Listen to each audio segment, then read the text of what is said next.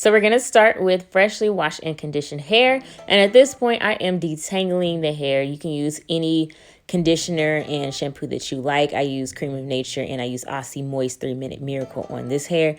And then I'm just detangling it out, like I said, and really focus on the top, because when you are washing the hair, it can get more tangled at the top because you're flipping the lace over, you know, and everything to get like gel off of it and everything. So you want to make sure to detangle the top. So now I'm taking my Garnier Fructis leave-in, and it's a leave-in that's supposed to be good for when you're air drying, and I'm putting that through the hair, not too much at this moment, but you know, enough to make sure that it dries conditioned. And this is what it's looking like so far.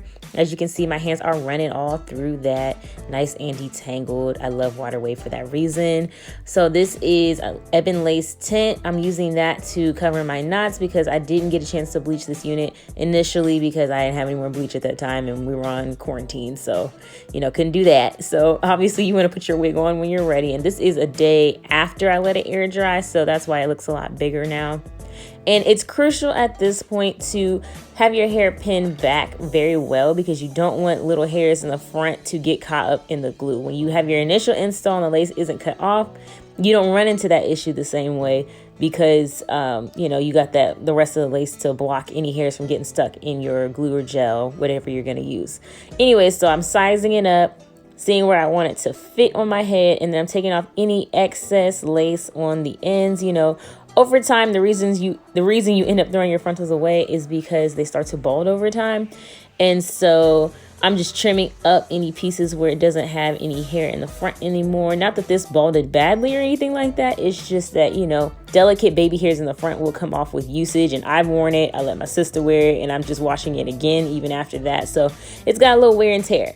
So after that, then I'm just again sizing it up, making sure everything's in the right place, and then I'm going to start reapplying the wig on my forehead right here. I would recommend, if you're not used to doing this, to apply it in even smaller sections than I did. Like I took basically the whole front of my forehead, but I would go even just starting right in the middle first, then even just doing the whole front of your forehead if you're not used to it, because it can get a little messy and hard to do when you do a big chunk.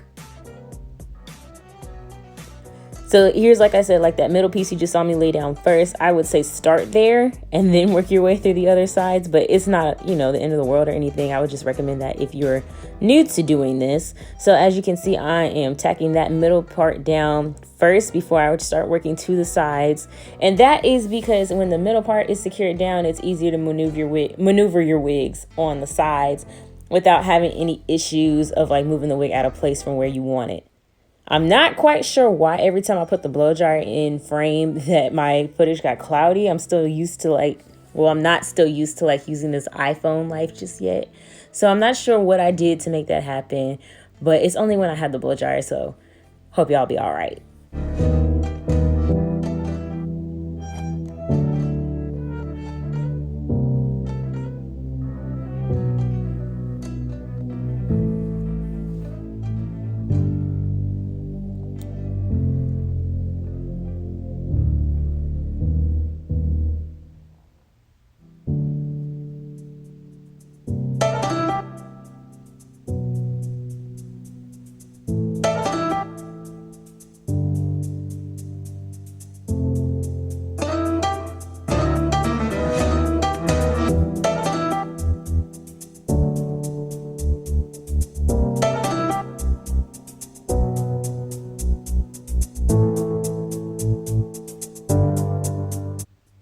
So after that, then I'm going to take my washcloth that is just wet with water, and I'm going to clean off my hairline, because you don't want to leave any residue on your forehead. It will dry that way. You don't want that. And then I press down any parts of the lace that started to come back up from that.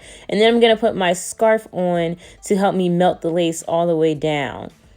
I leave the scarf on for probably at least 10 minutes. I left this one on for about 20, but at least 10 minutes. If you want to speed up the process, you can honestly, pull out the blow dryer too, and with the scarf on, and you know, it'll speed that up even more so. But I let this air dry with the scarf on for about 20 minutes.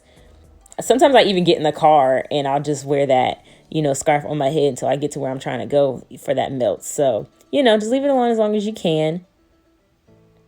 And then go ahead and take it off when you're done, and then you can get to styling. You can actually leave the scarf on while you're styling too. That's another way to do that. But anyways, I'm blending in the lace because it's a little bit dark for my skin tone.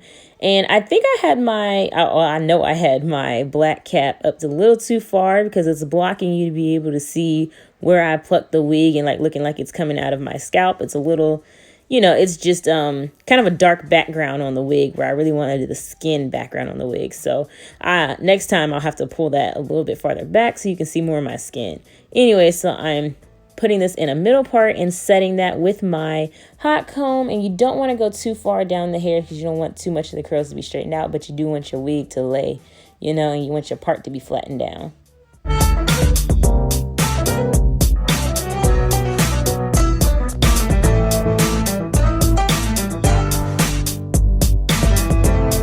I'm also going to use my wax stick to help me lay any flyaways and also to help me set the part down.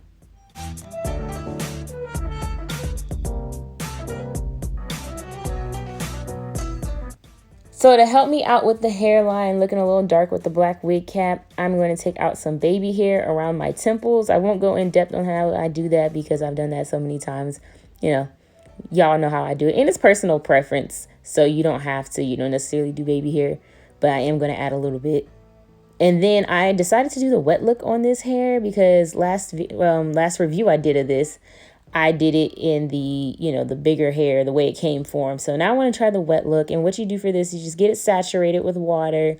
You don't want it dripping wet, but you want it very saturated with the water. And then after that, you're going to detangle again because we've done a lot more manipulations since the last time I detangled. So I'm going to detangle once more, make sure it's all smooth, and then I'm going to take my Garnier again. I'm using a little more this time, so about the amount I used on my whole head originally, I'm using that on one side to help me keep the hair weight down longer throughout the day. And then if you have curls that get a little too heavy and weight down, just scrunch it up. And I do that to both sides.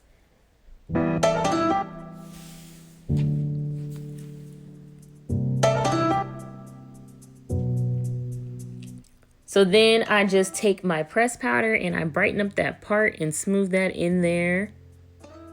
And that is how I reapplied my wigs. Shout out to Tinashe here for this water wave unit. It'll be linked down below in the description box. Thank you guys so much for watching, and I'll see you in my next video. Bye.